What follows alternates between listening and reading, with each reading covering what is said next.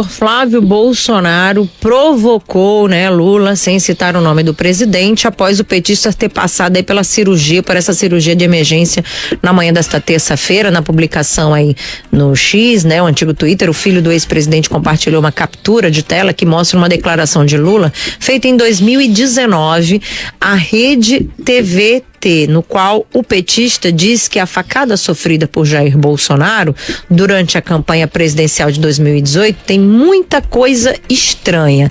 E na legenda, Flávio escreveu, abre aspas, primeiramente, viva o SUS, fecha aspas, e convidou os seguidores a comentarem a postagem. Lula foi, a gente reforçando aí, que foi submetido, a esse procedimento de emergência para drenagem de um hematoma após sentir as fortes dores de cabeça. O filho do ex-presidente Jair Bolsonaro, a família que sentiu na pele aí toda essa narrativa que se criou de uma facada fake, de certa forma agora ele vai mostrando, ele pega o discurso de Lula, que duvidou da facada, e aí ele faz uma provocação. Primeiro, viva o SUS, porque viva o SUS é só no discurso, mas na hora que a coisa pega, todo mundo corre para os hospitais privados, para os melhores hospitais privados. Então, o viva o SUS nessa hora fica no discurso. Então, ele faz essa provocação e também lembra desse argumento de Lula na época da facada, e aí deixa à vontade para os seguidores comentarem.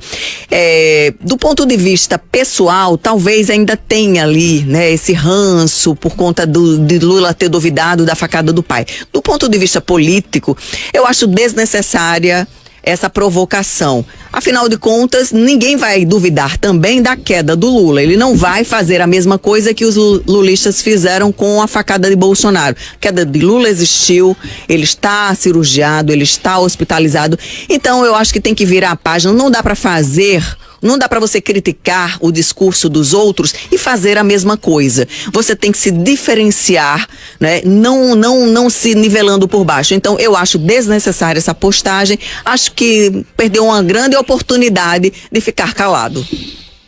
Muito bem, verdade. Concordo com a amiga em relação a essa situação. Há momentos em que o silêncio fala muito mais e expõe muito mais do que qualquer gesto que possa aparecer.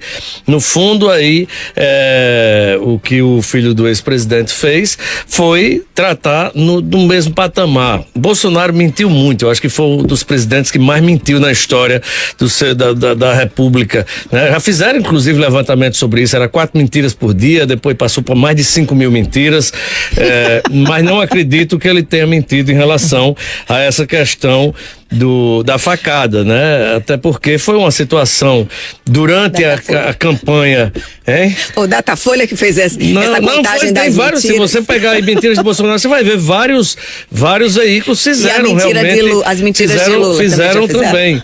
Então, ele é um profissional da mentira, mas não acredito que tenha mentido em relação a essa situação da facada, até porque é uma coisa que foi vista, foi muito grave, muito séria, o beneficiou politicamente, mas isso não quer dizer que ele tenha participado de alguma maneira disso, em absoluto. Ninguém em sã consciência vai querer uma situação como essa, mas depois alguns radicais do PT ficaram incitando, levando isso adiante, e é por isso que os extremos sempre eles se anulam, porque eles gozam dos mesmos artifícios, eles fazem as mesmas coisas e se descredibilizam pelos mesmos motivos. Então, a gente está numa situação em que esse radicalismo precisa ter um limite. O limite, na verdade, precisa ser pelo menos o respeito e o respeito junto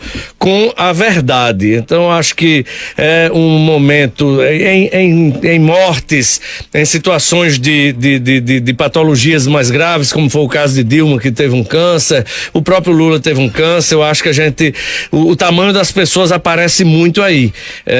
Não esperava outra coisa do filho de Bolsonaro, a não ser uma situação como essa, de fazer uma provocação num momento como esse.